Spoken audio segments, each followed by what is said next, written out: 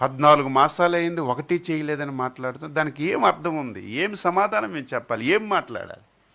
ఇలాగ నిస్సిగ్గుగా అబద్ధాలు అబద్ధాలు అబద్ధాలు. అందుకే రా, దేని మీద నీకు కావాలంటే అది.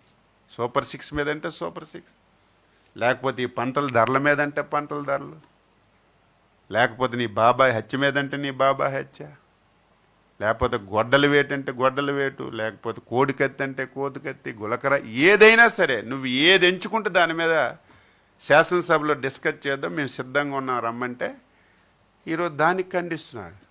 ఖండించడానికి నీకేం అర్హత ఉంది? నువ్వేం ఒక ఎమ్మెల్యేవా, వార్డు మెంబర్వా? నీకేం అర్హత ఉంది? ప్రతి ఓళ్ళు మాట్లాడడమే, ప్రతి ఓళ్ళు విమర్శించడమే.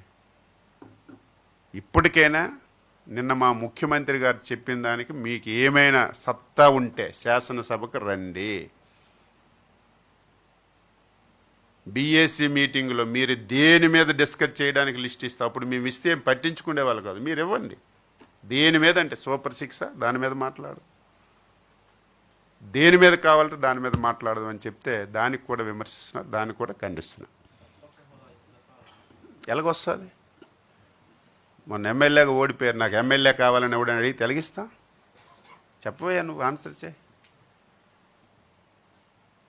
ఓడిపోయారు ఎమ్మెల్యే, నేను ఓడిపోయాను, నాకు ఎమ్మెల్యే కావాలంటే ఎవడైనా ఇవ్వగలరా? నువ్వు నేను ఇచ్చిందా?